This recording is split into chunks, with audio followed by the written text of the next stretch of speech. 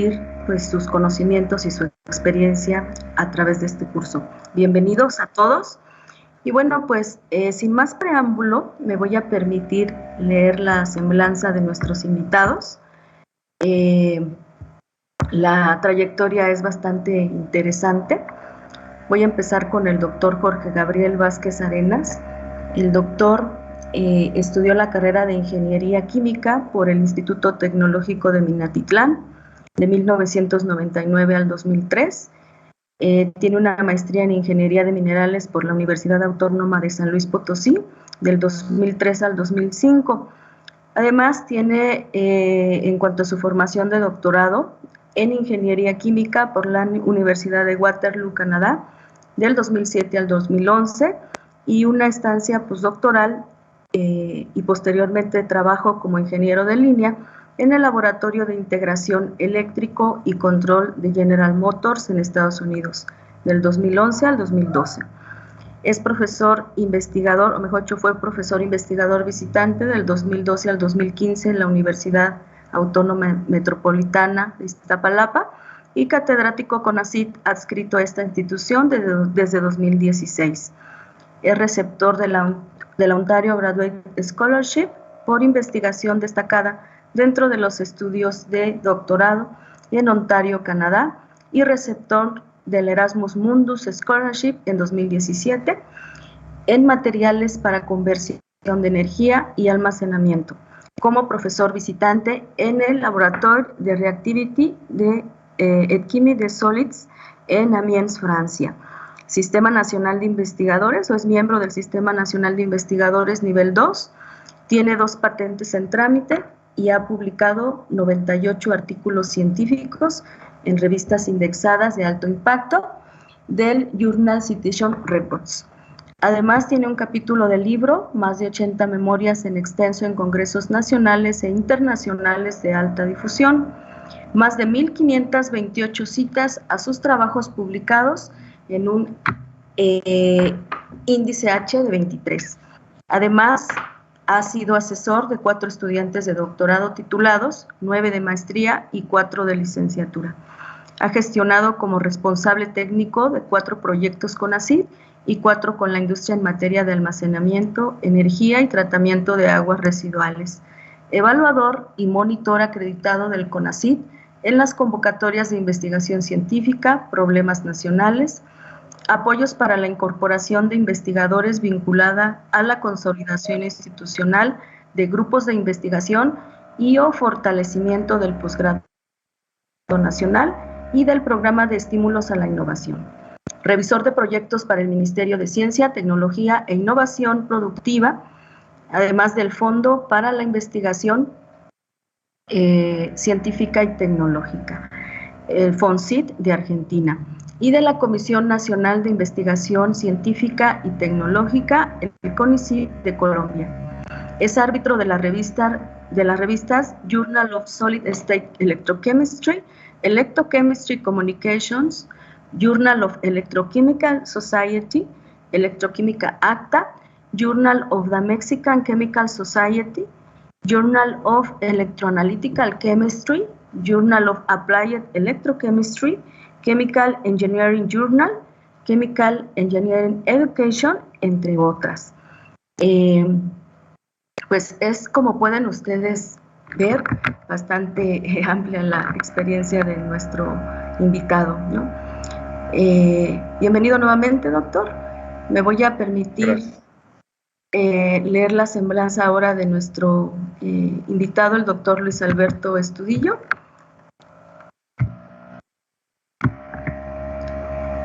El doctor Estudillo Wong es de formación ingeniero químico industrial, tiene una maestría y doctorado en ciencias en metalurgia y materiales, obtenido en la Escuela Superior de Ingeniería Química e Industrias Extractivas del IPN, con el tema Síntesis de nanomateriales basados en platino y paladio aplicados a la electrorreducción de especies nitradas, del 2003 al 2014. Además, tiene 2 postdoctorados realizados en la Universidad de Poitiers, Francia, bajo la dirección del profesor Nicolás Alonso Bante y el tema síntesis y caracterización físico-química y electroquímica de materiales nobles y no nobles para dispositivos de baja potencia en generación de energía del 2014 al 2016. El doctor Estudillo ha participado en congresos nacionales e internacionales y tiene 21 artículos publicados en revistas internacionales del JCR y de congresos desde el 2008 al presente. Esto último al doctor Luis Estudillo Wong le ha dado la distinción de pertenecer al Sistema Nacional de Investigadores Nivel 1. El doctor Estudillo Wong además ha impartido cursos a distancia en el Instituto Tecnológico de Tijuana durante el 2018, 2019 y 2020 en temas selectos como tecnología de energía nanoescala, electroquímica y caracterización estructural a nivel posgrado y cursos nivel superior en la SICIE IPN del 2010 al 2020, entre otros cursos. Actualmente el doctor Estudillo Wong es profesor de tiempo completo, adscrito al Departamento de Biociencias e Ingeniería del CIEMAT del IPN. A partir del 2018, dentro de los eventos académicos propios del centro, ha apoyado en la realización del Día Mundial del Medio Ambiente y la Cátedra Patrimonial del Medio Ambiente, Dr. Héctor Mayagoitia Domínguez, en sus versiones 2018 a 2020. Por otro lado, participa en programas de maestría y doctorado del Centro de Estudios Ambientales de la Sustentabilidad, siendo parte del núcleo académico básico y profesor colegial. Bueno, pues ahí tienen ustedes a nuestros distinguidos ponentes y pues bueno, los voy a dejar ya después de habernos presentado. Les agradezco nuevamente que hayan aceptado la invitación para compartirnos sus conocimientos en estos días, que bueno, supongo que van a resultar un poco insuficientes porque hay muchas cosas que aprender, pero bueno, muchísimas gracias. Entonces, alternadamente los doctores nos van a ir compartiendo en estos días lo que les mencionamos que sería el programa de lo que sería este curso, ¿no? Entonces, pues adelante, doctor Luis, doctor Jorge, muchas gracias. Muchísimas gracias, doctora Cecilia, por la introducción. No sé si me permitan compartir por ahí para que yo pueda... Sí, claro, doctor. Voy a en este momento a darle los permisos a ambos. Gracias.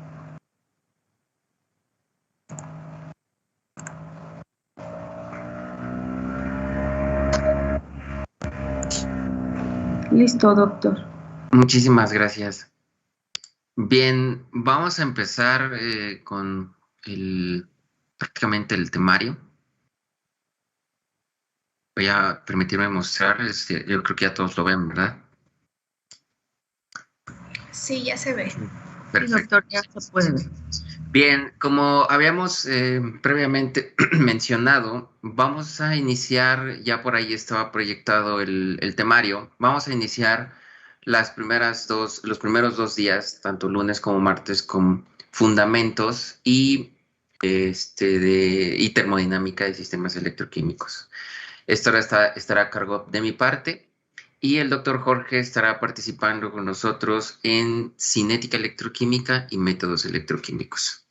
Entonces, el primer día, bueno, tenemos aquí lo que sería el título de nuestra charla, nuestro curso, Fundamentos y Casos de Estudio, sería la primera unidad. Y antes de empezar, pues me gustaría que los participantes, si no tienen ningún inconveniente, doctor Jorge, que al menos dijeran su nombre, de dónde provienen, si son estudiantes y si son profesores, qué materias son las que más se especializan en dar.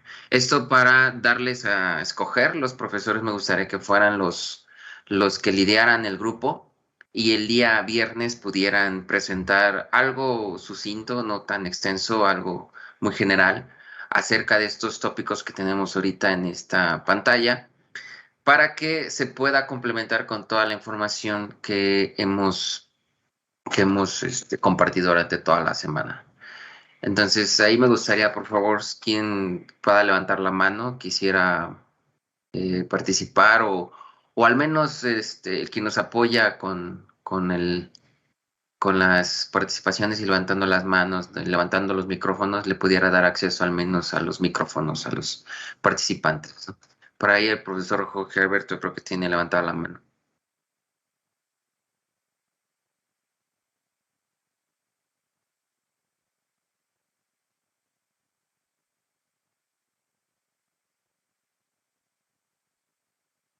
Ujú.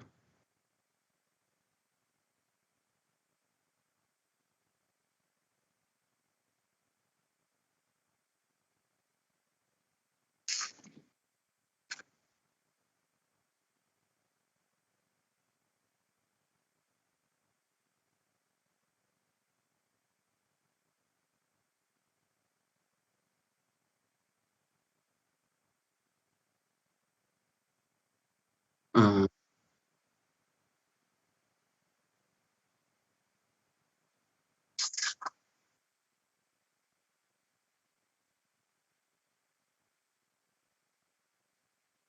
Gracias, doctor Jorge Galaviz. ¿Alguien más? Vayan rápido, así levantando la mano para que vayan quedando en la cola y vayan presentándose rápidamente, ¿no? Adelante, profesor Rafael.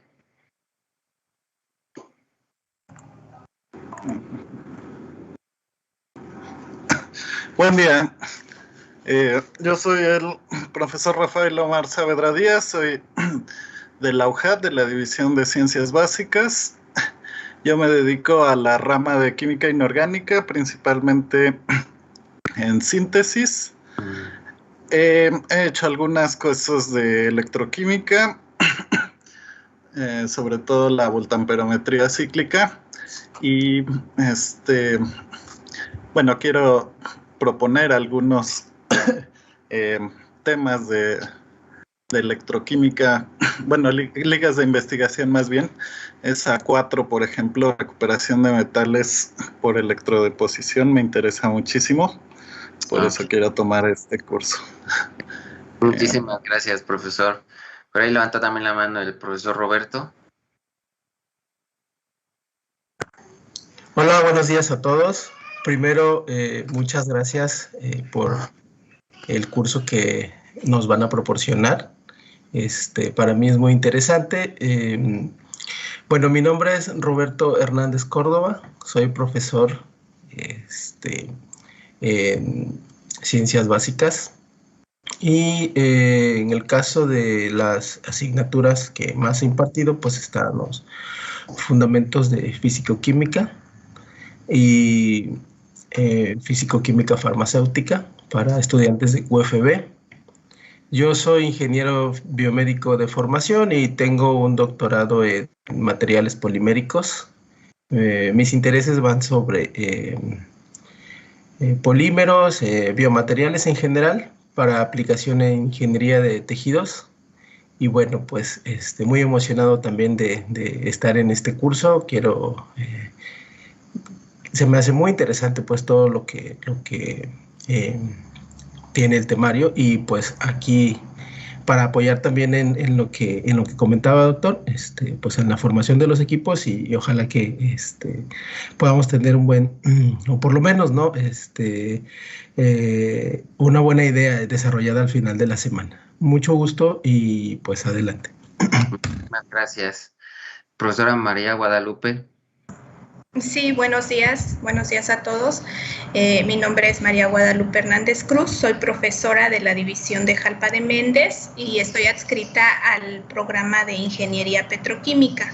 Mi formación es en Ciencias Químicas, sin embargo, trabajo aquí en una línea de investigación relacionada con la síntesis y el diseño de materiales con propiedades catalíticas. Me ha llamado la atención el uso de algunos materiales en procesos como inhibidores de corrosión. igual algunos compuestos orgánicos para este uso, y por eso es que, bueno, me interesa mucho la parte de conocer un poquito más a profundidad de estos temas para poder tratar de pues establecer una metodología que me pueda ayudar a desarrollar pues algunos trabajos que tengo en mente. Agradezco mucho el curso que nos van a impartir y pues sean bienvenidos. Gracias. Muchísimas gracias, profesora María. Para irnos un poquito más rápido, los profesores que están en la sesión podrían, por favor, presentarse a los que faltan, y los alumnos podríamos dejarlos para que más adelante, ya cuando vayan a presentar, se unan a los diferentes equipos formados por los profesores y sean los profesores quienes se apoyen en los alumnos para generar estas presentaciones. La idea es que al final de la semana podamos retroalimentarnos mutuamente y que todo lo que hayamos visto a lo largo de esta semana les sirva para comprender el día viernes lo que van a presentar. No es más que un apoyo, el complementar toda la información que se ha dado. ¿Alguien más? Si no, dejaremos los temas para no abarcar mucho tiempo en esto. Dejaremos los temas por ahí presentes. Se les puede hacer llegar también vía mensajes. Por ahí si nos pueden apoyar con los temas que estamos dando, que son 6. Adelante, maestra Blanca. Muchas gracias. Muy buenos días. Pues mi nombre es Blanca Zamora Celis. Soy ingeniero químico industrial. Tengo 2 maestrías. He trabajado en la ESIQUIE por muchos años, impartiendo esta unidad de aprendizaje, y mi interés fundamental es académico. Me interesa mucho actualizar, proponer y revisar lo que es el plan de estudios de parte de la carrera de Ingeniería Química Industrial, particularmente para la unidad de aprendizaje de electroquímica. He impartido tanto la teoría como laboratorio, en alguna ocasión laboratorio de corrosión también, en contacto con la industria en su momento para trabajos de galvanoplastías, impartiendo seminarios de titulación, y me da mucho gusto, siempre se aprende de todos ustedes, sobre todo especialistas en esta área. Pues me da mucho gusto y adelante. Gracias. Gracias, maestra. Adelante, Jorge Gabriel, doctor. Sí, solamente comentar que a lo mejor les podemos proporcionar alguna guía, ¿no? Alguna información a priori de los temas a exponer que les sirva para guiarse y abundar un poco más en la literatura sobre los temas, ¿no? Yo creo que a lo mejor son bastante abundantes, aún así siendo específicos, y si les proporcionan por ahí unos 2, 3 papers por tema, dependiendo de los que elijan, les va a servir, ¿no? Yo creo que se los podemos enviar entre hoy y mañana para que los vayan revisando y eso, a fin de cuentas, pues acote también la revisión que hagan para la presentación. Me parece muy bien, doctor Vázquez. ¿Bien alguien más que se quiera presentar, profesores? Si no, bueno, lo que podemos hacer es generar un formulario. En ese formulario se ponen todos los temas y ahí se van uniendo los profesores y se van uniendo los alumnos para que puedan al final de la semana terminar. ¿Sale? Por ahí, si me escucho, creo que la doctora Cecilia, igual Fernando nos puede apoyar haciendo un formulario con estos temas y enviándoselo a los que van a participar para que vayamos agilizando un poquito más esta temática, ¿no? Sí, doctor, de acuerdo.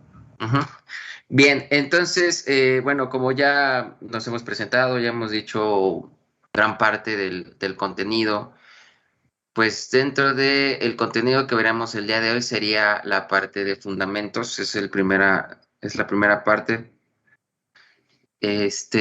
Veríamos lo que es electricidad, veríamos lo que es conductores, sistemas electroquímicos, electrodos, y terminaríamos el día de hoy hasta leyes de Faraday y reacciones electroquímicas.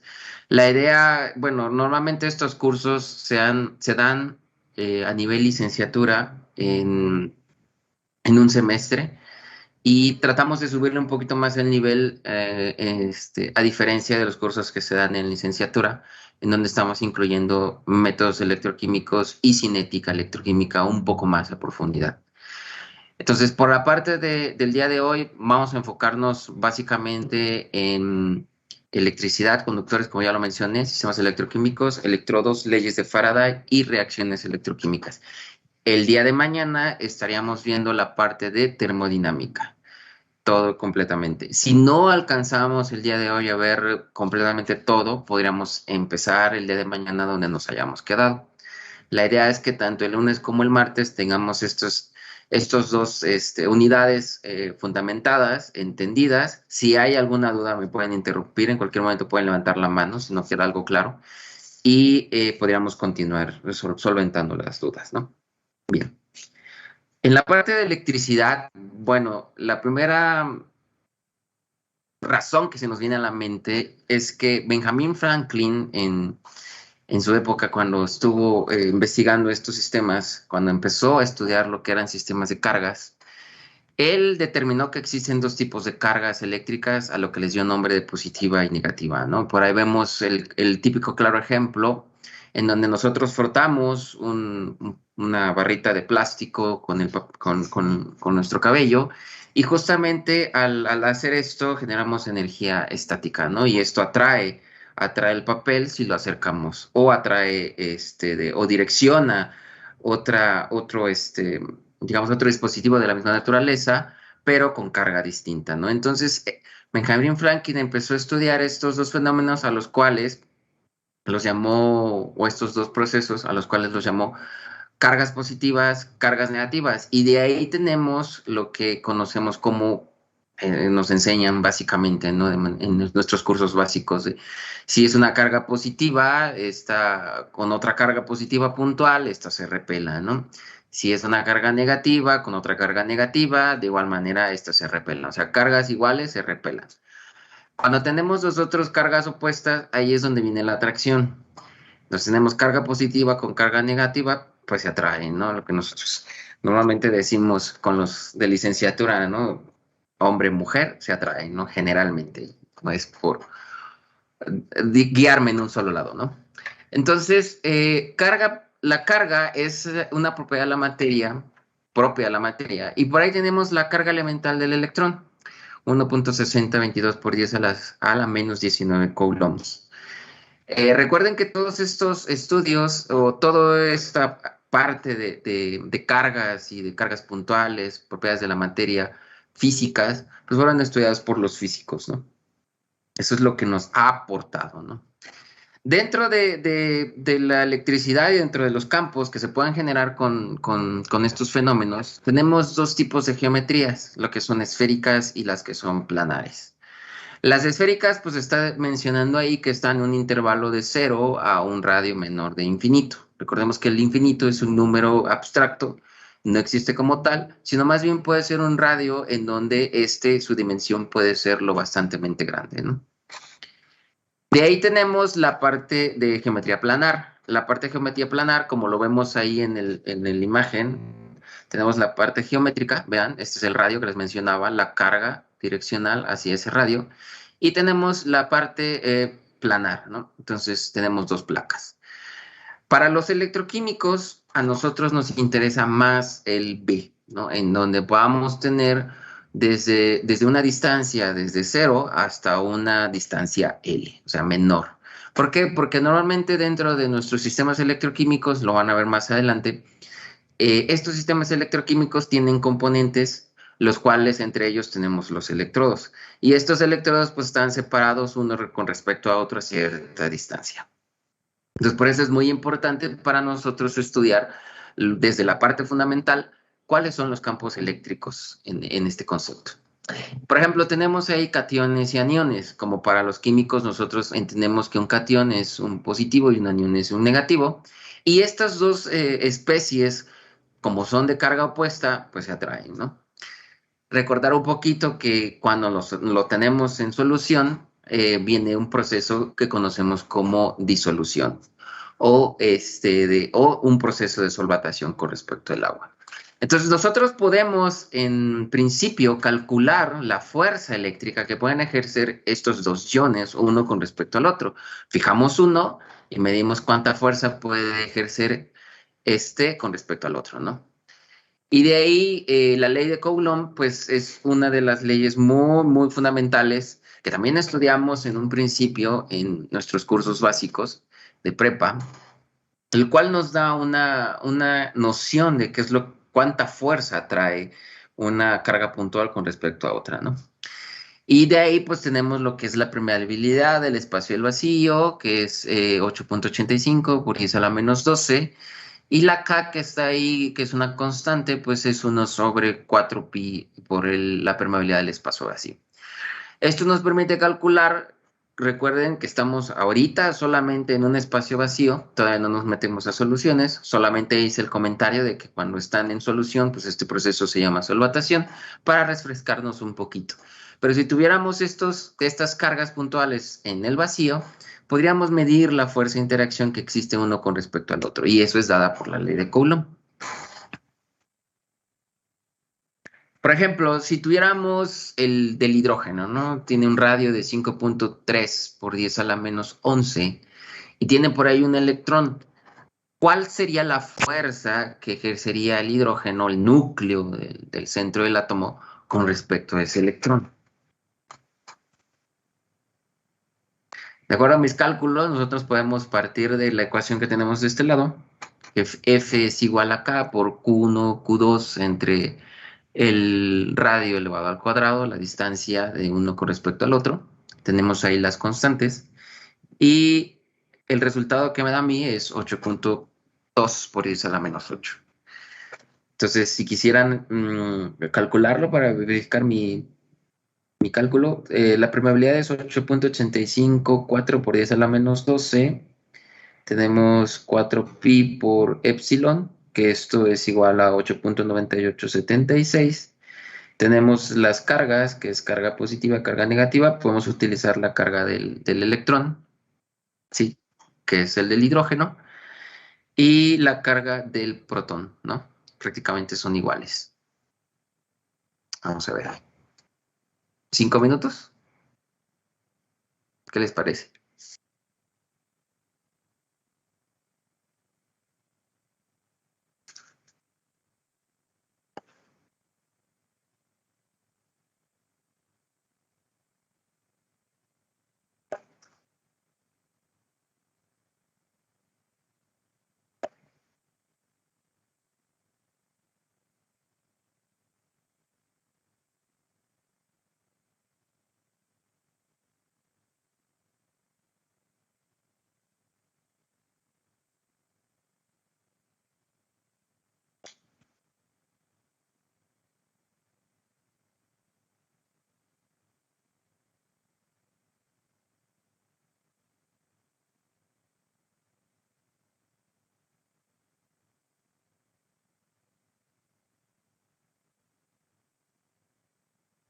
Pero ya les había dado la carga del electrón, lo tenemos por acá. 1.6022 por 10 a la menos 19 coulombs. La carga del protón es exactamente el mismo y si es simplemente sustituir, ¿no? Nada más verificar las unidades, ¿no?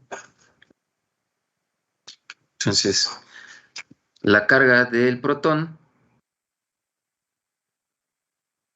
1.62 por 10 a la menos 19 coulombs y la carga del protón es exactamente igual a la carga del electrón.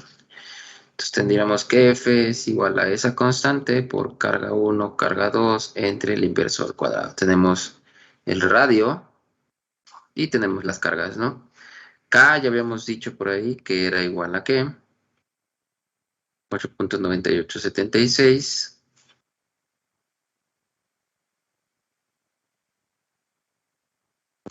Y nada más es cuestión de sustituir, ¿verdad?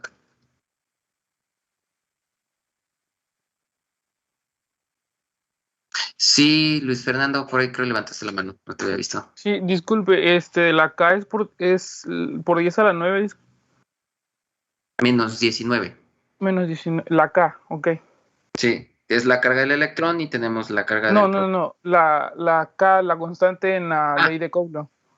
8.9876.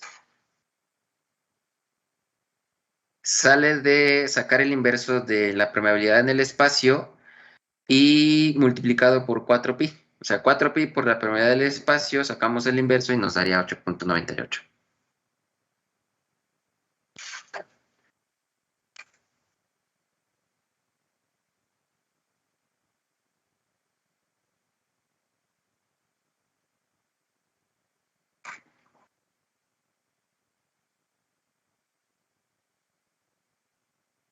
Sí, disculpe, es que ahí me da 8.9875 por 10 a la 9. Es que sí le falta la constante por 10 a la 9, doctor. El valor de la constante de Coulomb.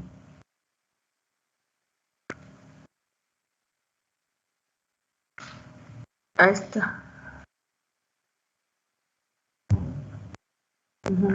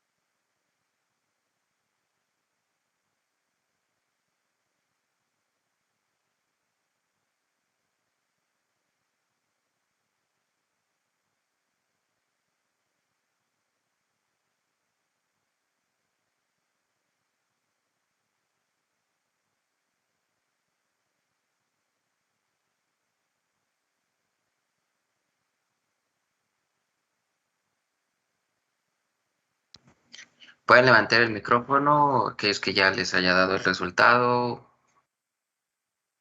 o me equivoqué yo también. Bueno, al momento de pasarlo ya a la presentación, a veces se nos van algunos detalles, ¿no? Pero nada más sería cuestión de verificar mi resultado, ¿no?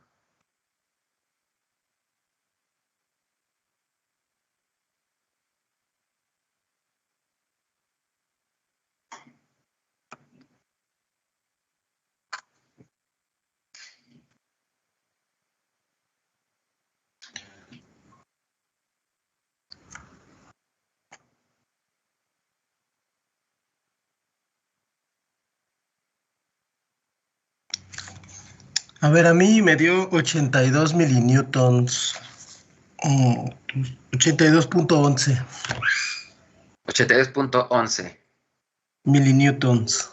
milinewtons por Como 10 a que, la 3. ajá, por 10 a la menos 3. Entonces vamos a verificar a ver si yo ando mal. 8.85 por 10 a la menos 12. Ya lo había hecho por ahí.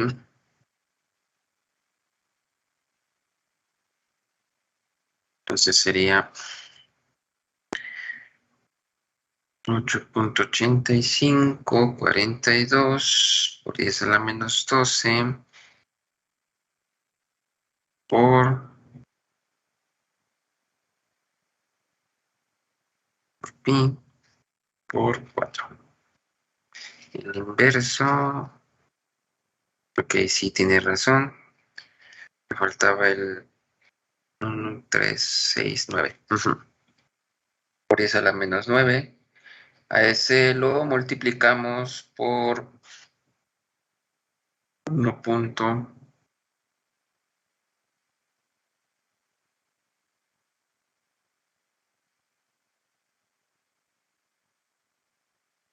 espera.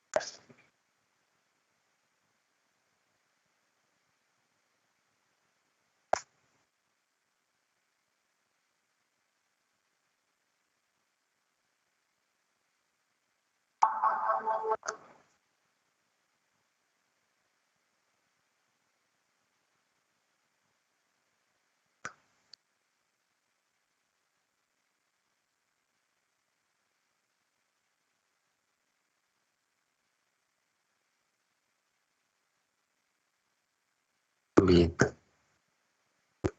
Entonces, la carga es igual a 1.602 por 10 a la menos 19, ¿no? Epsilon es igual a 8.8542 por 10 a la menos 12.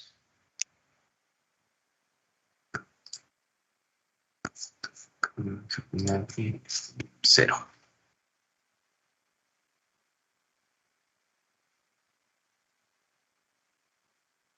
Ok. Entonces, F es igual a 1 sobre 4 veces pi.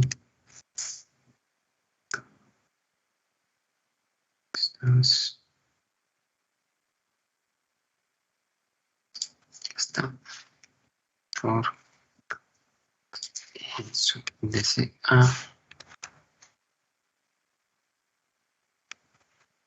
por Q elevado al cuadrado entre el radio, nos falta el radio, es de 5.3 por 10 a la menos 11.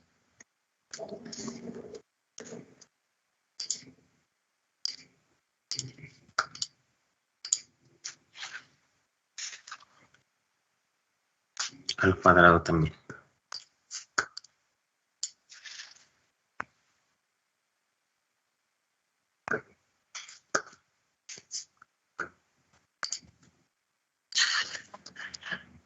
Bueno, de acuerdo a mi cálculo, sustituyendo así tal cual, a mí sí me da de 8.2 por 10 a la menos 8.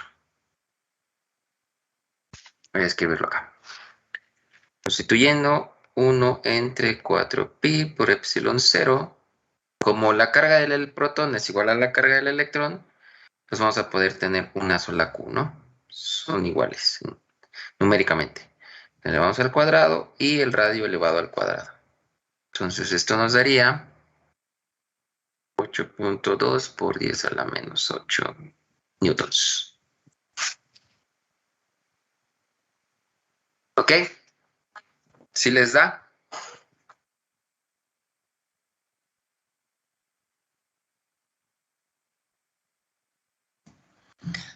Ya lo corroboré, doctor. Hace rato sí me equivoqué. Sí me da la menos 8. Perfecto. Pero Sí. voy a revisar mi cifra porque a mí me da 8.5 por 10 a la menos 8, pero bueno, al menos ya está más cercano. Sí, no hay problema. ¿Los demás, alguien les dio igual?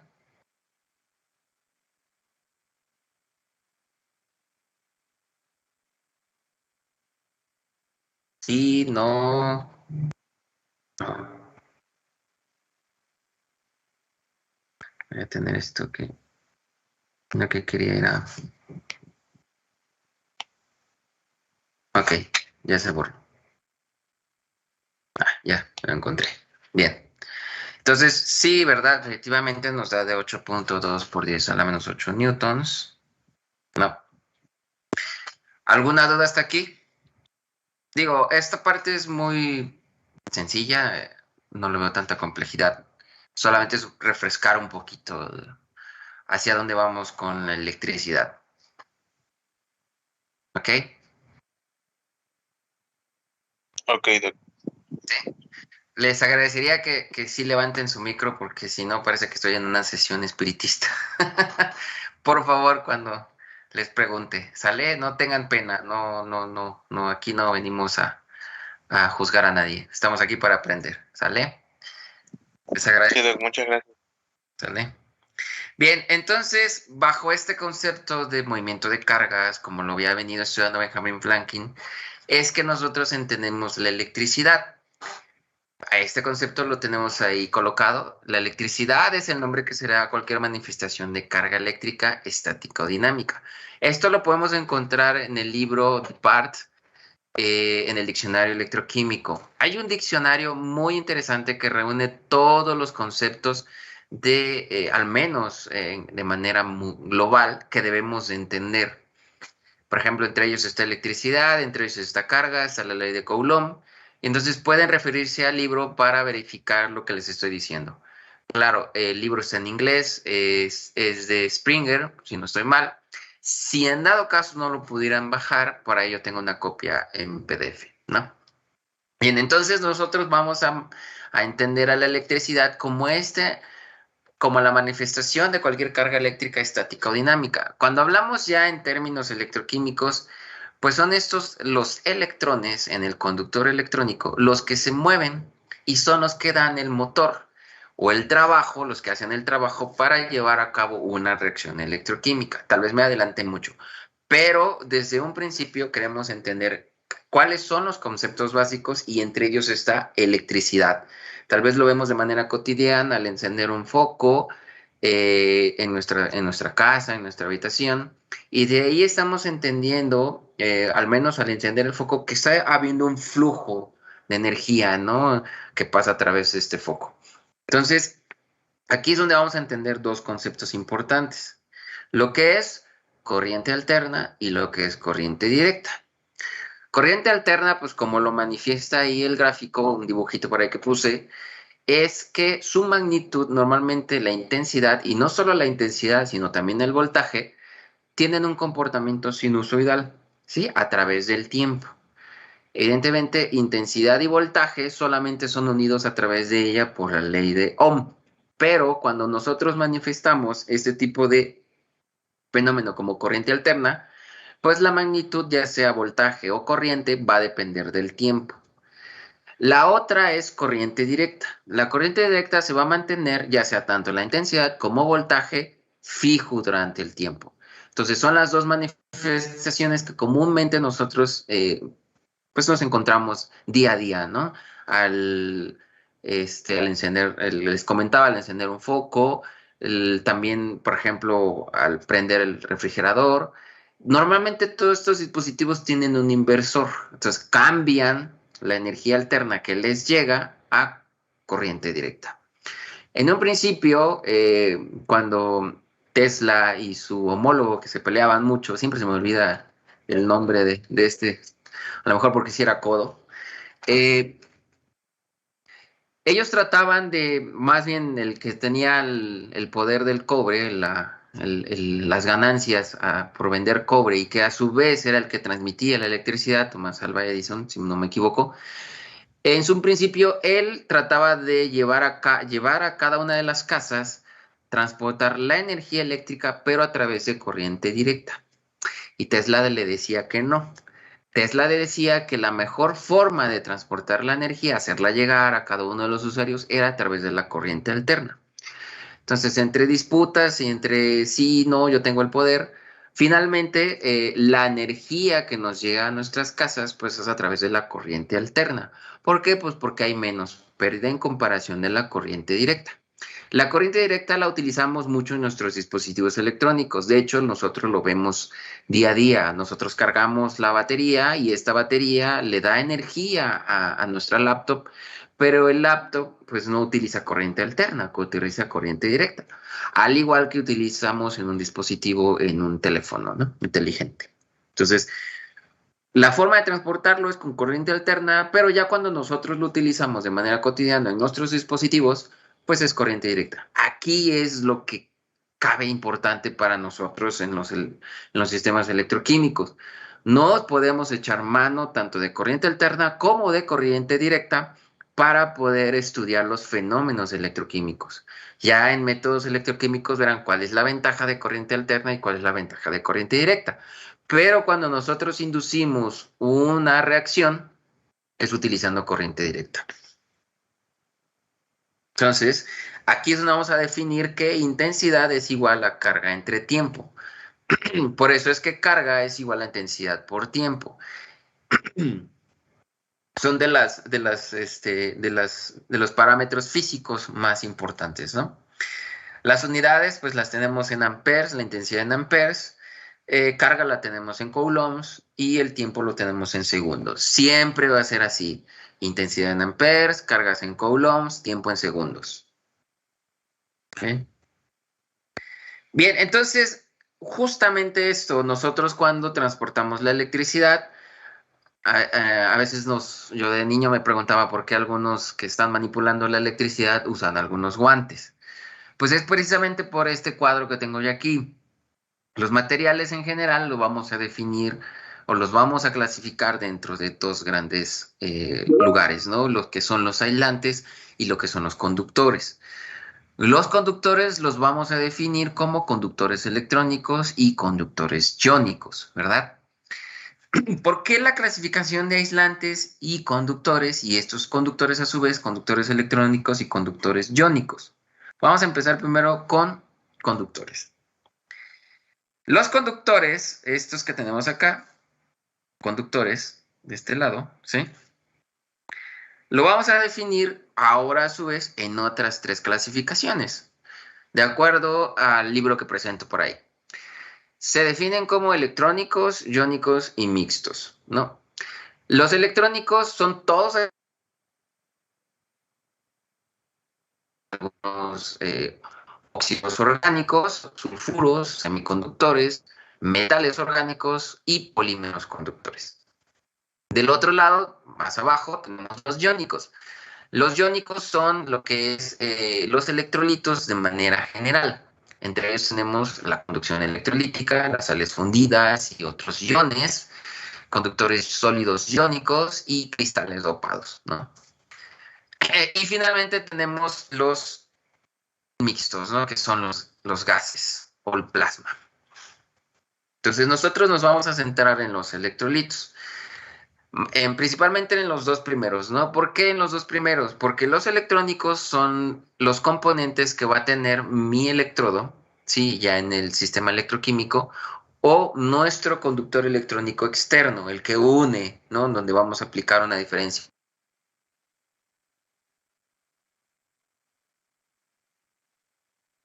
Vamos a tener estas especies, ¿no? Solvatadas, en lo que le llamamos nosotros.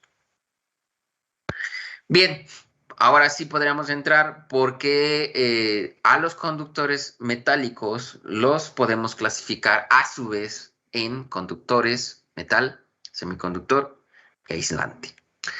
Un conductor en sí, si ustedes observan la figura del lado derecho superior, observarán que tenemos por ahí un gráfico, el cual es energía con respecto a qué tipo de material tenemos, ¿no? Y esta energía, pues es la energía que va a poder permitir el material pasar dentro de dos bandas, las cuales como conocemos como la banda de valencia y la banda de conducción. En un metal no existe esa diferencia entre las bandas. Por lo tanto, la banda de valencia y la banda de conducción están traslapadas. Es por eso que el conductor metálico no tiene ningún problema a pasar los electrones de la banda de valencia a la banda de conducción. En un semiconductor, esta diferencia de band gap es menor a 3.2 electronvoltios. Y En un aislante, pues es mucho mayor a ese valor, ¿no? Entonces, si ustedes observan, un semiconductor puede ser excitado por medio de una fuente externa, que puede ser la luz, y la luz, a su vez, al hacer esta separación de cargas, tenemos la separación de bandas y tiene la suficiente energía, la frecuencia con la que llega la luz, tiene la suficiente energía para hacer saltar los electrones de la banda de valencia a la banda de conducción. Recuerden que esto lo vamos a poder utilizar dentro de los sistemas electroquímicos, pero un aislante no lo vamos a poder utilizar. Entonces, un aislante simplemente nos va a servir efectivamente para que, pues para que la electricidad o el movimiento de estas cargas no surta efecto. Y entonces, al no tener efecto, al no poder pasar al tocar de un metal con un aislante, pues nosotros no suframos este shock eléctrico, ¿no? Entonces, esta es la clasificación de conductores electrónicos. Nosotros vamos a tener en un conductor electrónico un conductor metálico, un semiconductor y un aislante. Dentro de los conductores electrónicos vamos a ver diferencias. Hay diferencias también. ¿Cuáles son esas diferencias? Bueno, pues como los materiales están clasificados en diferentes estructuras cristalinas, pues vamos a tener, por ejemplo, metales sólidos, aleaciones, grafitos y óxidos. Todos estos 4 que acabo de mencionar van a caber dentro de las 13 redes de Bravais. Aquí solamente estoy mostrando el más común, que sería el cubo simple y un hexagonal compacto. El cubo simple está clasificado o tiene 3 clasificaciones. Se deriva en un simple átomo, un simple cubo, en donde los átomos van a estar posicionados en las esquinas, como lo vemos acá, este de aquí. El otro sería centrado en el cuerpo. Vamos a tener también átomos en las esquinas, pero un átomo en el centro del cubo. Y del lado derecho vamos a tener un metal al que conocemos como centrado en las caras. ¿Qué quiere decir? Que va a tener en las esquinas y a su vez va a tener átomos en cada uno de los centros de las caras. Digamos que la supermalla extendida nos daría la parte de abajo, ¿verdad? Aquí estamos hablando de cristales perfectos. Recuerden que no siempre todo es ideal en la naturaleza, ¿verdad? De este lado vamos a tener un hexagonal. Normalmente el hexagonal está representado, o dentro de esta clasificación cae el grafito, ¿verdad? Yo en clases de licenciatura normalmente les digo a mis alumnos, miren, nosotros tenemos una barra de grafito, la cual vamos a conectar en sus extremos alambre de cobre. El alambre de cobre es un metal FCC centrado en las caras.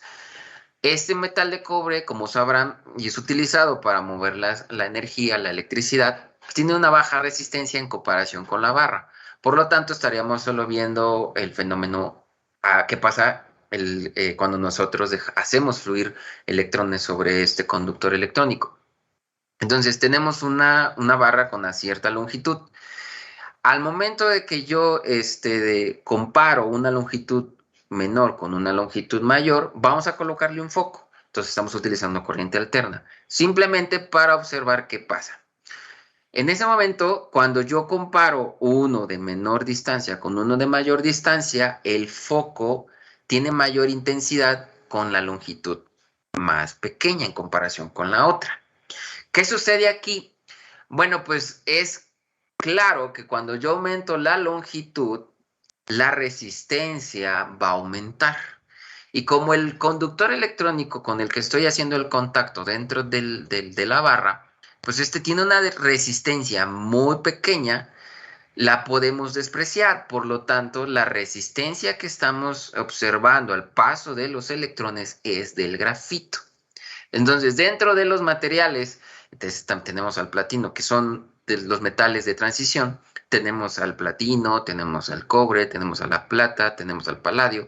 Todos ellos presentan una misma estructura cristalina, un cuerpo centrado en las caras, a diferencia de la barra de grafito. Y así podemos comparar infinidad de materiales, podemos comparar los óxidos. Algunos óxidos tienen una estructura autorrómbica. ¿Cuál es la diferencia, aparte de lo que les estoy mencionando? La dirección en la cual voy a hacer fluir esos electrones.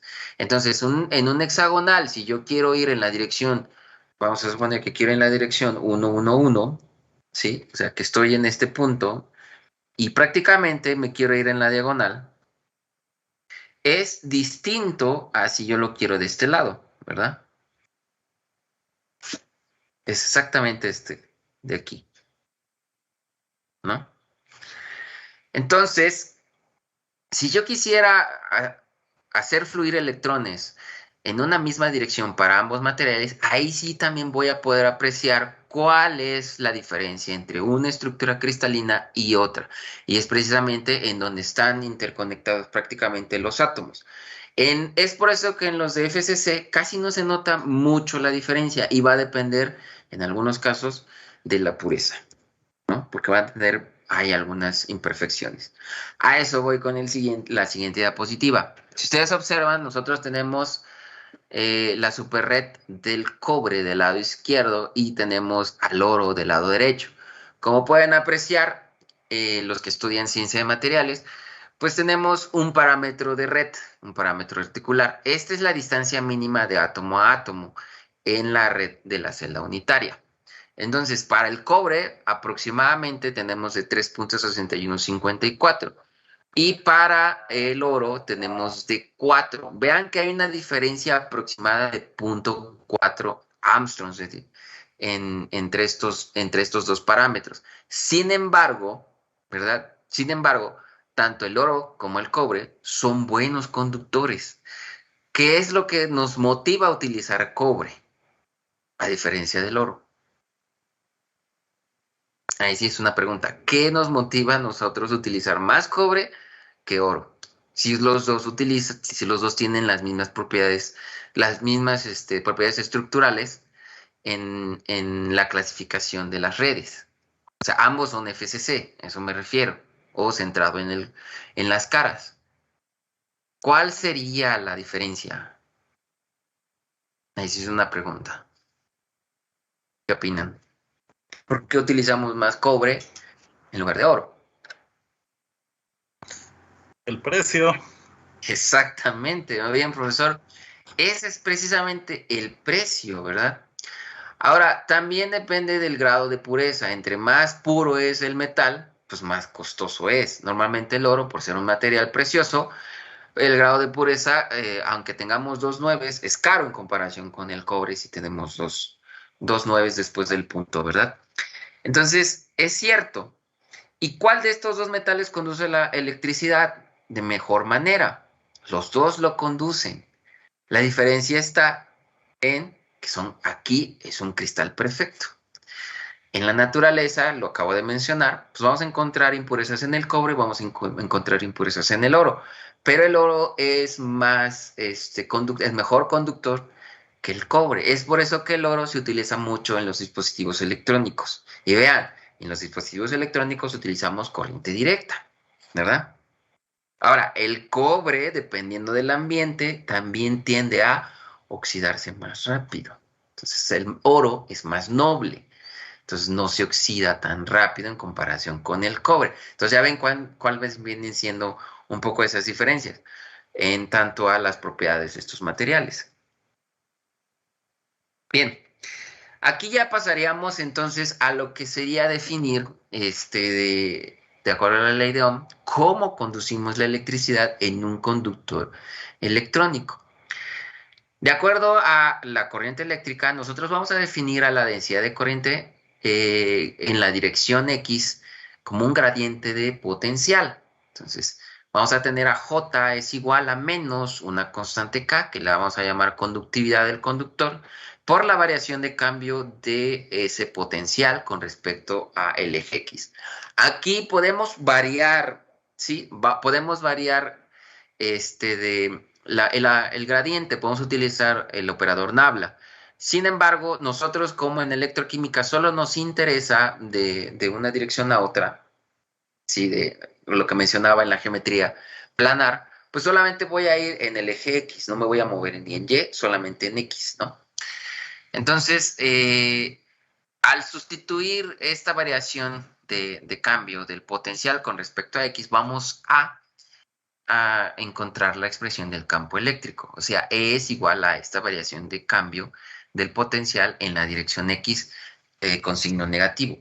Y al sustituirlo dentro de la ecuación anterior, pues vamos a tener que J es igual a K por E, ¿verdad? Esto ya, si ustedes se dan cuenta, tiene tintes un poquito más de la ley de Ohm, pero vamos a ir poco a poco deduciéndolo, ¿no? Vamos a considerar que tenemos un conductor. Aquí sí puede ser el de la barra de grafito, puede ser también una barra de cobre, puede ser una barra de oro, al cual conectamos en sus extremos, ¿no? Conectamos en sus extremos este conductor electrónico y hacemos pasar los electrones a través de él. Vean que ahí normalmente el alambre pues tiene una geometría cilíndrica. Entonces vamos a conectarlos en esta región, en esta parte, en esta área, y del otro lado de la misma manera. Y vamos a hacer fluir cargas positivas de este lado, ¿no? Y pueden ser cargas negativas en el caso del electrón. Ahora, si la variación del campo eléctrico es igual a esta variación de cambio de potencial con respecto a X, pues como lo estamos fijando, ya es una longitud fija, vamos a poder tener que la variación de potencial del punto 2 menos el punto 1 dividida entre esta longitud será la fuerza del campo, ¿no? Recordemos que densidad de corriente es igual a I en la intensidad entre el área, y esta área es el área de la sección transversal. Ojo aquí porque es muy, muy interesante esta parte. Cuando nosotros entendemos este fenómeno, y lo extrapolamos a la parte de los sistemas electroquímicos, hacemos un clic.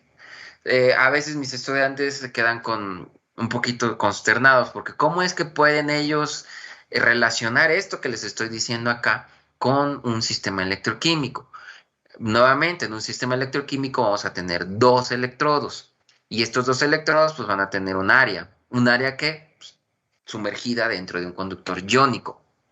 Entonces es importante entender esta parte porque justamente la barra o esta barra que estoy simulando aquí, que está en el centro, juega ese mismo papel que lo haría en un sistema electroquímico. Entonces, al conectar estos del área de la sección transversal de los lados, es la que debemos de tomar en cuenta para poder dividir la intensidad que estamos aplicando. Entonces, de acuerdo con esto, aquí puedo jugar con la geometría. Yo puedo tener, en lugar de ser un área, pues, un círculo, puedo tener un rectángulo, puedo tener infinidad de geometrías, ¿no? Entonces, sustituyo esto y esto en la ecuación anterior, o sea, me refiero acá, ¿no? Aquí. Y llego a que la intensidad es igual a la conductividad por el área de la sección transversal dividida entre esa longitud por esa variación o ese delta de potencial. Aquí vamos a definir una variable importante que es la conductancia. La conductancia, que es L, normalmente la definimos como L, va a ser igual a la conductividad que multiplica al área de esa sección geométrica transversal entre la longitud. Y por lo tanto yo puedo tener intensidades igual a la conductancia por el incremento de potencial, ¿no? Nuevamente, esto ya se parece a la ley de Ohm, ¿verdad? Esto de aquí que tenemos ya se parece a la ley de Ohm. Entonces, la resistencia, haciéndolo análogo a la ley de Ohm, la resistencia es igual al inverso de la conductancia. Y si hago esa relación del inverso, pues voy a tener que la longitud entre la conductividad por el área definiría la resistencia. Como resistividad es el inverso de la conductividad, pues entonces ahora tenemos resistividad por la longitud entre el área.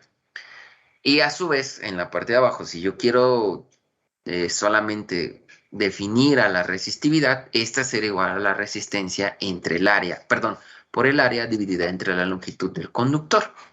Entonces aquí claramente nos vamos a quedar con que conductividad es el inverso de la resistividad y la conductancia es el inverso de la resistencia. Todo esto solamente para un conductor electrónico. ¿Hay alguna duda hasta aquí?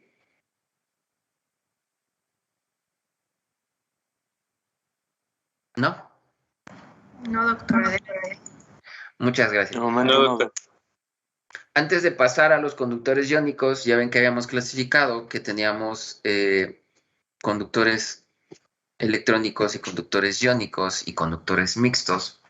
Voy a dejar el iónico al final y vamos a hablar nada más en una diapositiva de los conductores mixtos. Si se dan cuenta, un conductor mixto pues es un gas o un plasma, ¿no? Recuerden que un plasma, pues por su estado de agregación de la materia, pues está compuesta por iones. Los gases no están compuestos por iones, ¿verdad? Sin embargo, cuando nosotros lo tenemos en una lámpara, la lámpara normalmente tiene un gas. Y al aplicarle una diferencia de voltaje entre los extremos, que es lo que hacemos, nosotros ionizamos ese gas. ¿Qué es ese efecto de ionizar? Generar iones. Y al momento de generar estos iones, son los iones los que se encargan de mover las cargas. ¿Se acuerdan que habíamos dicho que las lámparas, a diferencia de un refrigerador o de una computadora, sí utiliza corriente alterna? Por lo tanto, al mover esos cambios en frecuencia en función del tiempo, ¿verdad? En un momento un electrodo de la lámpara tendrá una polaridad positiva y este mismo, después de ese ciclo, tendrá polaridad negativa. Eso quiere decir que el del otro lado tendrá la polaridad opuesta. Al momento de hacer este cambio, estamos moviendo las cargas, o sea, los iones en la lámpara y por lo tanto hace este flujo de mover cargas. Entonces, mueve un lado y el otro. Y es de esa manera en cómo conducimos la electricidad y es por eso que se prende la lámpara, ¿verdad? Entonces, la pregunta sería, ¿cómo conduce la electricidad un conductor iónico? Bien, no es mucha la diferencia de un conductor metálico, ¿sí? O electrónico. ¿Por qué? Pues porque en un conductor electrónico tenemos óxidos. Tenemos un semiconductor y tenemos un metal. Normalmente nosotros como ingenieros químicos o como químicos nos centramos solamente en la parte líquida, ¿verdad? Pero nunca nos ponemos a pensar qué pasa en el sólido. El sólido, a pesar de que no lo concebimos como una solución iónica, también puede tener iones dentro del que son responsables de portar cargas o los portadores de cargas, como los conocemos en ciencia de materiales. Estos portadores de cargas tienen la facilidad de moverse y son ellos los responsables de mover la electricidad, ¿no? o los electrones. En el caso del metal, como es un metal, sabemos que el núcleo tiene una carga positiva, mientras que la nube del metal tiene una carga negativa. Y es ahí en donde se mueven los electrones. Entonces, en un metal, el responsable de mover, pues es la carga, es el electrón, la carga del electrón, la que se está moviendo de un lado a otro. Pero en un conductor iónico, ahí es donde vamos a resolver esta parte. Un conductor iónico va a ser un electrolito, ¿verdad? Y un electrolito es una sustancia que produce una solución conductora eléctricamente cuando se disocia en un solvente polar. Normalmente el solvente polar que utilizamos es agua. Claro, esta agua entendemos de que tiene 0 sales, 0 iones en su solución y por lo tanto estamos utilizando agua desionizada o agua pura, como la conoceríamos, ¿no? Sin el efecto de otras impurezas. Entonces, al nosotros disociar o al disolver, el efecto de disociar es separar en cargas, el efecto de disolver es solamente vertir este compuesto dentro del agua y que desaparezca, como el caso del azúcar. El electrolito va a tener 3 clasificaciones. Primero, lo vamos a poder clasificar por su grado de disociación. El grado de disociación me va a decir si es débil o fuerte. Eso lo conocemos en química. Si es un ácido débil, si es un ácido fuerte, si es una base débil, si es una base fuerte, ¿no? Y por su naturaleza, por su enlace iónico o por su enlace covalente, ¿no? Normalmente cuando yo trato de disolver azúcar en agua, el azúcar tiene un enlace covalente, que solamente lo que hace es disolverse. no lo vemos, y ahí va a depender del grado de saturación del agua, ¿verdad? Este compuesto orgánico, normalmente los compuestos orgánicos tienen enlace covalente, y este compuesto orgánico va a formar puentes de hidrógeno con el agua. Por lo tanto, no hay separación de iones. A diferencia del enlace iónico. El enlace iónico es en su naturaleza desde la estructura de la sustancia, en el caso de una sal. Por ejemplo, una sal, si lo vemos desde el punto de vista de materiales, pues va a tener una estructura cristalina FCC, o sea, centrada en las cargas. Al momento de que yo disocio esta sal en agua, se van a separar en cargas tanto el sodio positivo como el cloro negativo, y el agua lo va a solvatar.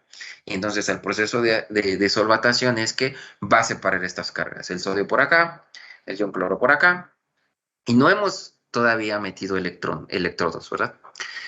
Entonces, el enlace iónico es muy importante para poder darle conductividad al agua. En este caso, el agua que no tiene sales, no tiene ninguna impureza. Su grado de disociación me va a permitir, como ya lo mencioné, decir si es fuerte o débil, ¿verdad? Entonces ahí entra también los ácidos, ¿no? Los ácidos y las bases.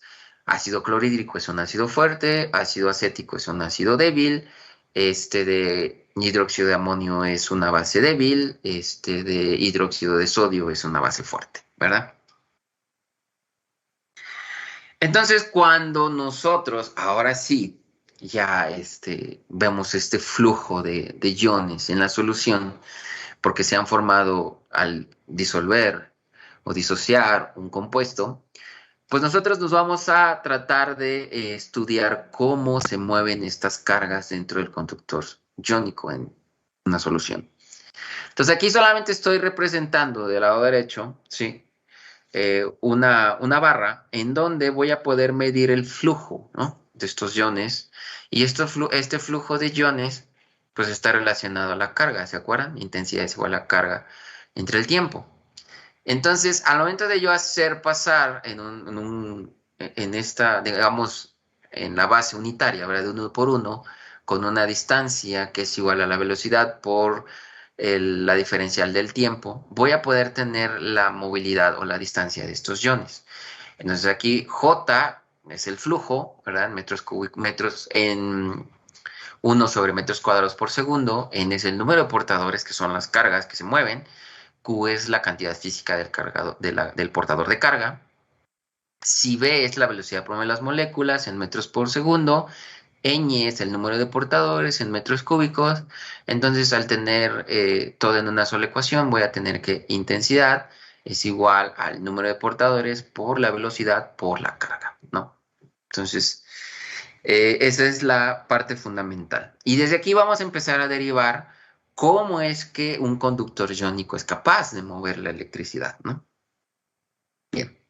Vamos a considerar en un principio que es un electrolito completamente disociado, o sea que es un electrolito fuerte, el que se disocia completamente. Entonces puede ser cloruro de sodio, ácido clorhídrico. Y a su vez, pues se va a separar en cargas, tanto positivas como negativas, y va a tener por ahí, pues, su coeficiente estequiométrico, ¿no? Vamos a aplicar la ley fundamental anterior, y no vamos a relacionarlo con respecto a si es positivo o es negativo, vamos a tomarlo de manera absoluta. Entonces, la densidad de corriente que va a atravesar ese conductor iónico va a estar relacionado con tanto las cargas positivas como las cargas negativas. Y entonces, Z por E es la carga, ¿no? Z por E me va a dar la carga del ion en cuestión, ¿sí? Si tiene 2 electrones en su última valencia, o si tiene positivos, o si tiene 1, o si tiene 3, ¿no? Por ejemplo. Ahí igual a su vez su contraion. Entonces, la suma de los dos va a ser igual a la intensidad, ¿cierto? Sabemos por ahí que la carga del electrón es el valor fundamental, ya lo habíamos mencionado, y es 1.6021.892 por 10 a la menos 19, ¿no? Coulombs. Si hay presentes, fíjense, y aquí ya estamos tomando en cuenta un poquito de química analítica, si hay presente una cantidad de moles del compuesto, entonces lo que vamos a hacer que tanto el número de portadores de carga Ñ, positivo como negativo, lo vamos a referir con respecto a qué? A su coeficiente estequiométrico por la concentración total. Si yo quiero sacar la concentración de este y de este con respecto a este, ¿verdad? Es una regla de 3. Estequiométricamente, si este valor es un valor C, ¿sí? Voy a tener que B plus por C me va a dar este, y B negativo por C me va a dar este. Sin embargo, lo voy a multiplicar por el número de Avogadro. ¿Por qué? Para dar una cantidad con respecto a un valor total en moles, ¿no? Bien. Entonces, al sustituir estas dos definiciones dentro de la expresión anterior, dentro de esta, yo voy a tener lo siguiente. Voy a tener que J va a ser igual a B por C por NA por V, que es la velocidad, Z, E, la carga del electrón, más el contrario. Pero aquí hay algo interesante. Normalmente nosotros, como electroquímicos, ya entendemos la constante de Faraday. Sin embargo, la constante de Faraday la podemos definir como el número de Avogadro multiplicado por la carga del electrón. Entonces, si hacemos el ejercicio, ¿cuál sería el número de Avogadro? Si multiplicamos el número de Avogadro tal cual por la carga elemental del electrón, ¿cuánto cree que sería ese valor?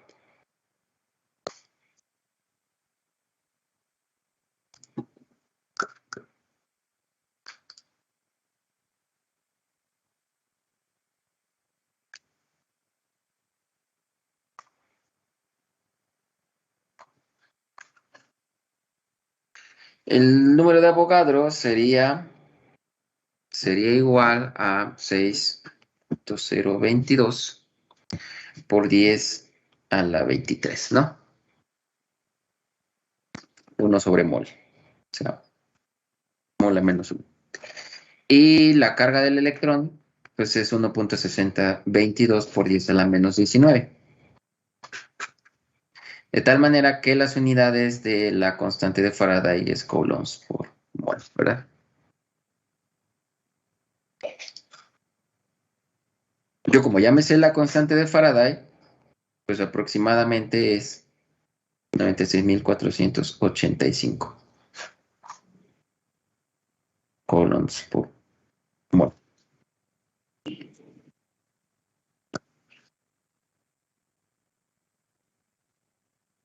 El aproximado, que creo que es 96.484 punto y algo.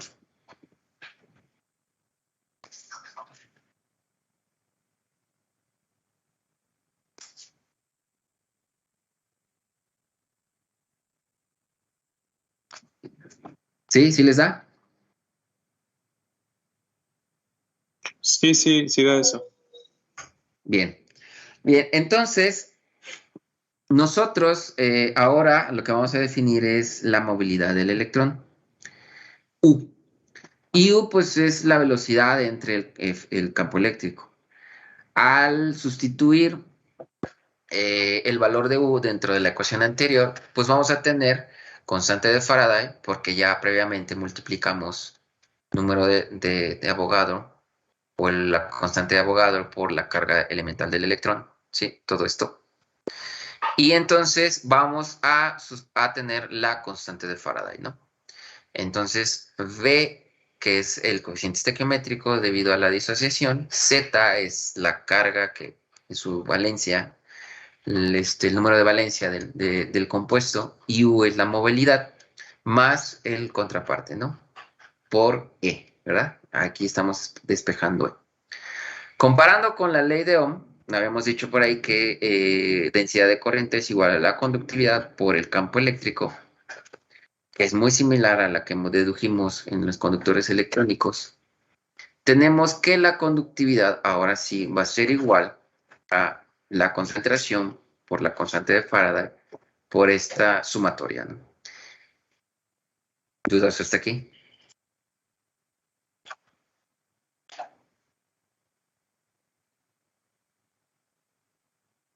¿No? Bueno.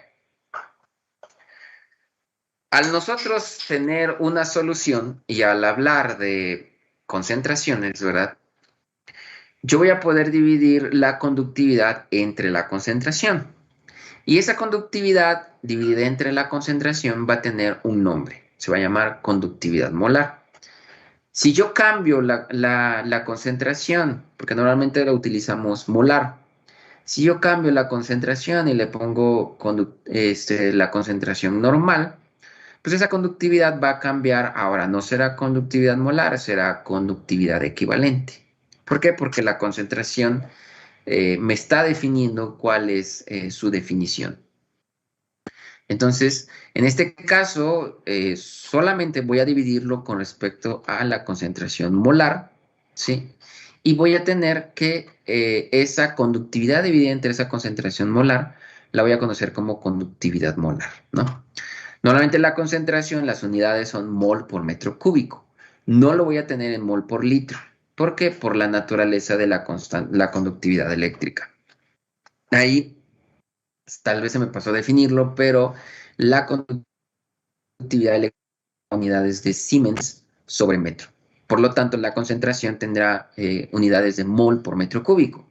Si yo estoy hablando de concentraciones normales, pues voy a tener equivalentes por metro cúbico, no por litro. Solamente es para tener una unidad uniforme. ¿Cuál sería la unidad o las unidades de la conductividad molar? Pues sería Siemens metro por mol. ¿Sí? ¿Sí queda claro? Sí, sí. ¿Sí? Doctor. Si yo coloco Siemens por metro, ¿verdad? Metro a la menos 1 y lo divido entre mol por metro cúbico, esto será Siemens, metros cúbicos lo paso a la parte de arriba, será metros cuadrados y me quedará mol a la menos 1, ¿verdad? Si estoy hablando de equivalentes, pues en lugar de tener metros, en lugar de tener mol a la menos 1, voy a tener equivalentes a la menos 1. Bien, entonces es aquí en donde yo sustituyo, ¿sí? Esta relación que tengo acá, en la anterior, ¿verdad? Al despejar la concentración del otro lado, pasarla del otro lado. Y esto me daría a continuación esta última ecuación, en donde voy a englobar en una sola, vean, conductividades molares de los iones. Voy a tener positivo, voy a tener negativo, ¿sí? Entonces, de tal manera que esta conductividad molar va a ser igual, vean que aquí dejé el coeficiente estequiométrico por la conductividad molar del ion positivo más el coeficiente estequiométrico por la conductividad molar del ion negativo. Entonces, esto, fíjense que es muy interesante porque fue lo que estudió Colrush. Él contribuyó a la parte de conductores iónicos, encontrando que un conductor iónico tiene la contribución tanto de la parte positiva de los cationes como de los aniones. Y lo lo relaciono en una sola ecuación. Esta ecuación, si ustedes recuerdan en química analítica, vamos a poder tener algunos compuestos que son completamente disociados, poco disociados o altamente disociados, los que conocemos como débiles fuertes, ¿no? Colrush estudió tanto más bien estudió los débiles porque llegó a la relación, tanto una sustancia, por ejemplo, un ácido fuerte que se disocia completamente, como un ácido débil que no se disocia completamente, cuando estos tienden a dilución infinita, tanto el ácido fuerte como el ácido débil se comportan de la misma manera. Y es muy interesante porque estos dos en ese punto límite tienen el mismo comportamiento. Claro que de ahí se tuvo que derivar otras ecuaciones para poder representar tanto un ácido débil como una base fuerte. Sin embargo, a dilución infinita, la ley de Colrush define cuál es la conductividad molar de un conductor iónico.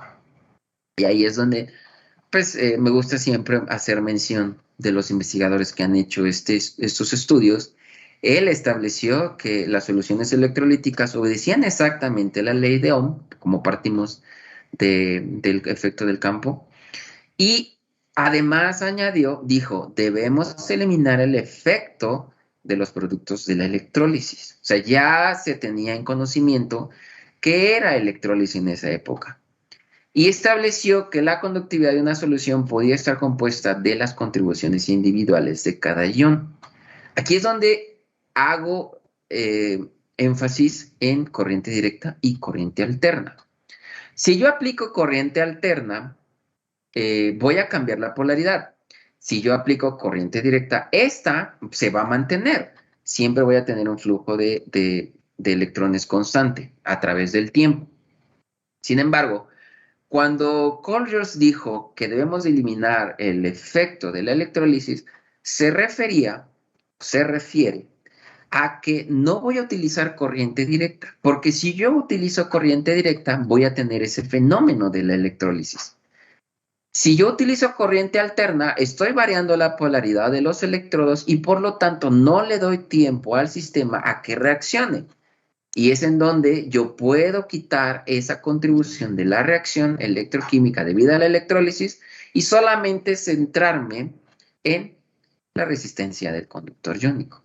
Entonces, si yo utilizo corriente alterna, no voy a utilizar corriente alterna a bajas frecuencias. ¿Por qué? Pues porque le voy a dar tiempo al sistema a que reaccione. Y entonces no voy a poder, si solamente lo analizo en un solo punto, no voy a poder quitar esa contribución.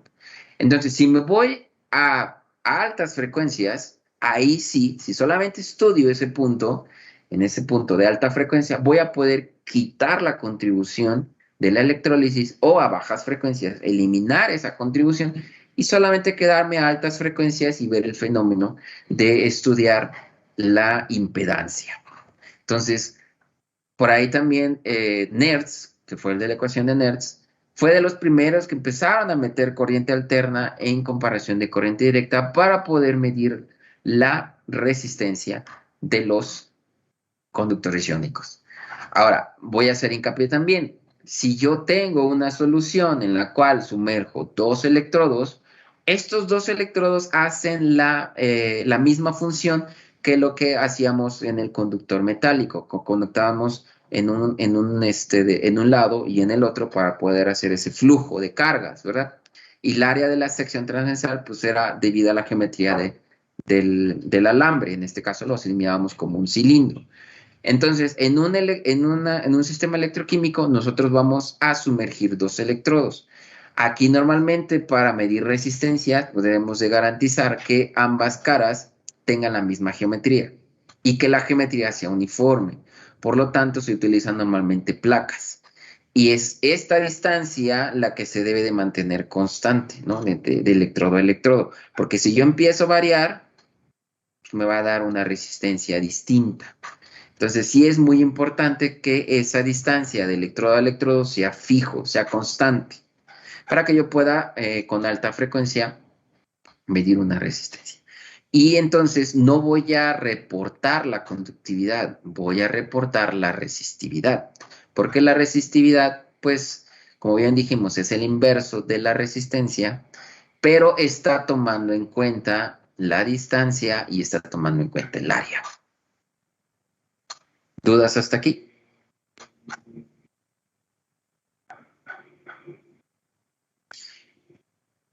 ¿No?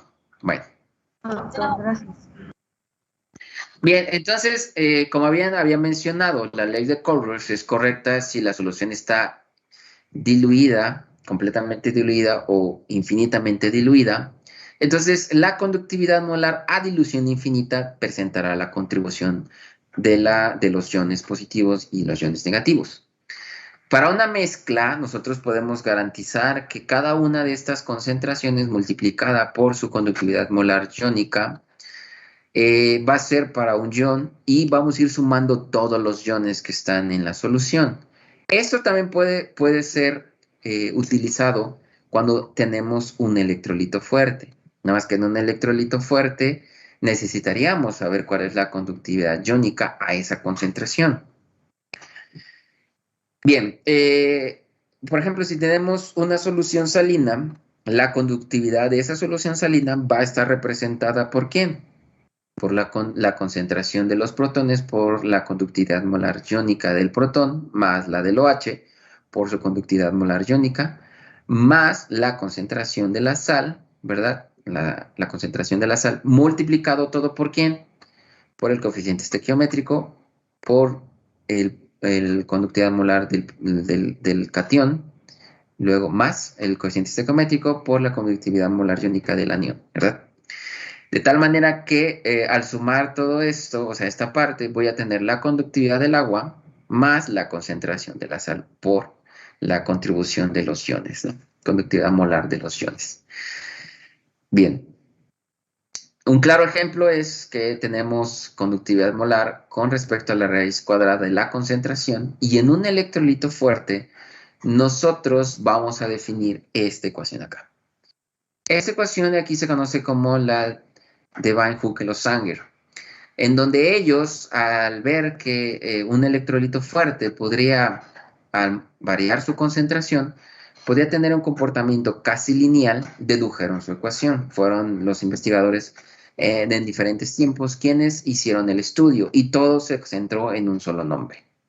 Para un electrolito débil, nosotros no vamos a tener un comportamiento como el que describe la ley de Sanger, sino más bien vamos a tener una asíntota, en donde, por ejemplo, en el ácido acético va a empezar, ¿sí?, con un máximo, y va a empezar a decaer la conductividad molar, a diferencia de un electrolito fuerte. El electrolito fuerte va a estar dominado por digamos, el grado de saturación de la solución, ¿sí?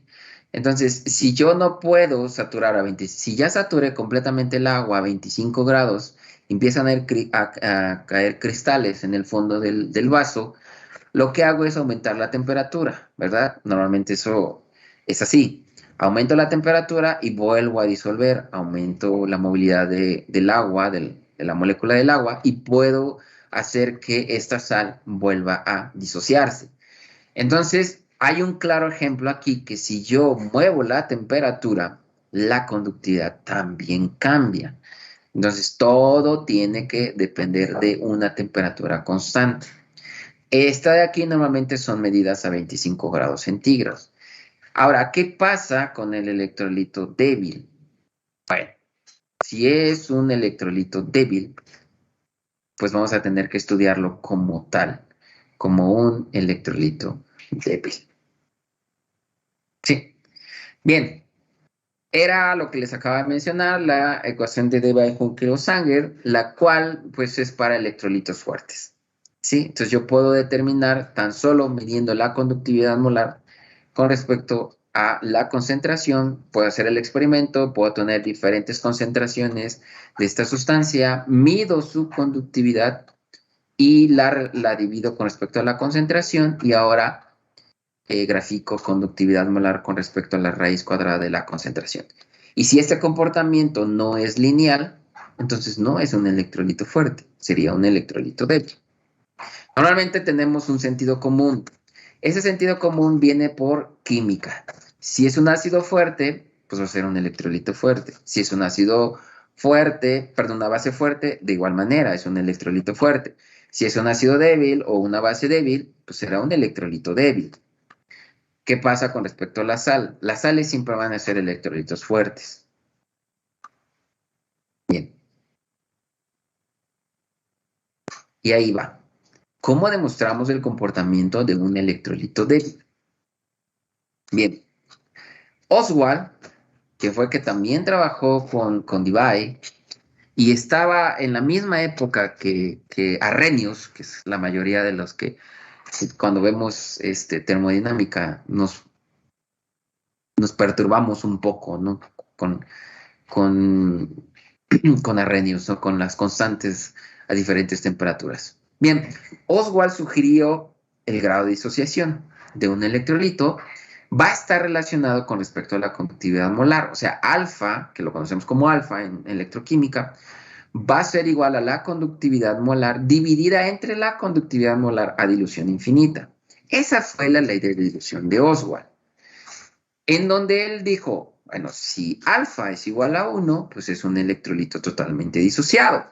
Si alfa es igual a 0, es no disociado. Sin embargo, tenían problemas con los electrolitos débiles.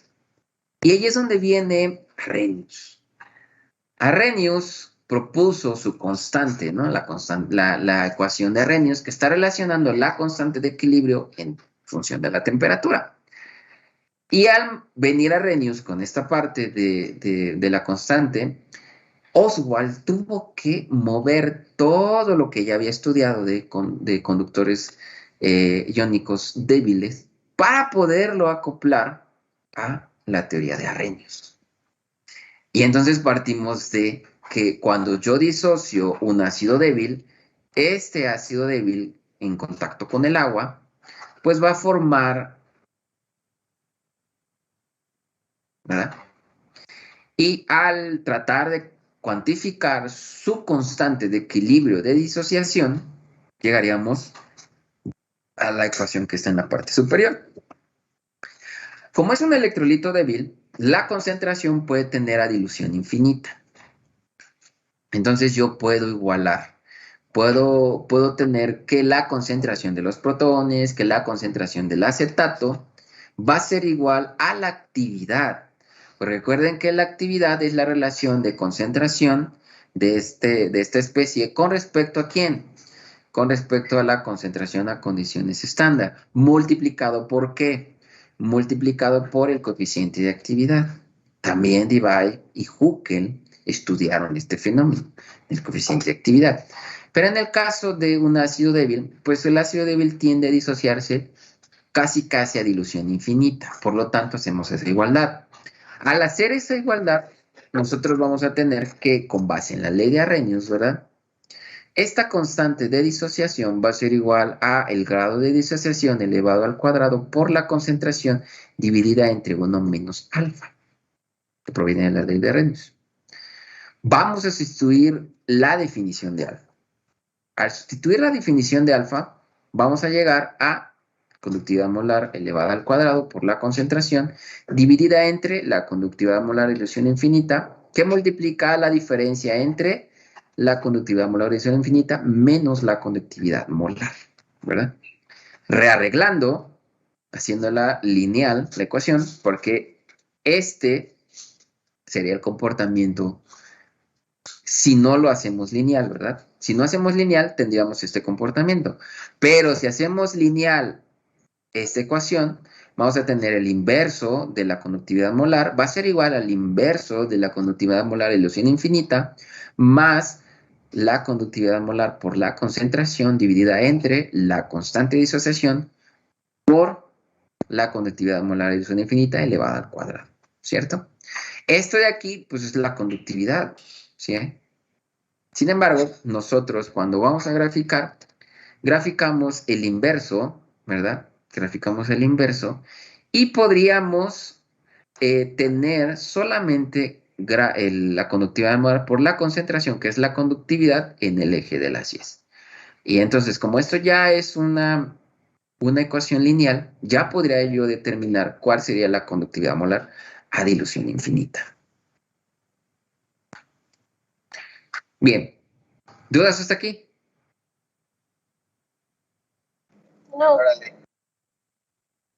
Bueno, las dudas saldrán cuando hagamos los ejercicios, ¿verdad? Bien, un conductor iónico, como lo acabo de ir platicando en el transcurso de esta charla, pues un conductor iónico se va a clasificar en no electrolito, normalmente son los de enlace covalente, y un electrolito. ¿Cuál es la clasificación de un electrolito? Bueno, pues este podrá ser fuerte o débil, ¿cierto? Ahora, ¿puedo hacer un no electrolito? ¿Lo puedo hacer un electrolito? Sí. ¿Qué es lo que tengo que hacer? Pues mezclar un electrolito fuerte con un no electrolito. Por ejemplo, yo quisiera hacer la oxidación de un alcohol por un sistema electroquímico. Primero lo que hago es tener un electrolito fuerte que me permita tener esta movilidad de cargas con corriente alterna, claro. Pero cuando hago la oxidación voy a utilizar corriente directa. Y al tener el electrolito fuerte, mezclo el no electrolito. Entonces, en este caso mezclo el alcohol. Y entonces yo ya tengo mi conductor iónico. Tal vez el no electrolito no va a formar iones, pero quien sí está formando iones es mi electrolito fuerte. Y entonces sí va a conducir la electricidad. ¿Por qué? Pues por el electrolito fuerte. Ahora, esto es muy interesante porque puedo ir variando, puedo estudiarlo, por ejemplo, el grado de pureza. Si es ácido sulfúrico o ácido clorhídrico, normalmente el ácido sulfúrico y el ácido clorhídrico tienen una pureza del 98%. Cuando es una sustancia completamente pura, comparado con el ácido acético, ¿verdad? Puro, el ácido sulfúrico, el ácido clorhídrico puro va a conducir, sí, ¿por qué? Pues porque tiene cierta cantidad de agua, pero el ácido acético puro no va a conducir la electricidad. Una, es electrolito débil, y dos, pues está puro, no va a conducir electricidad. Sin embargo, si estos dos, tanto el ácido sulfúrico, el ácido clorhídrico y el ácido acético, los disuelvo o los disocio, uno y otro va a depender de su constante de solubilidad o constante de disociación, perdón. Y por lo tanto, como uno es completamente disociado, ahí sí se va a notar que es un electrolito fuerte, mientras que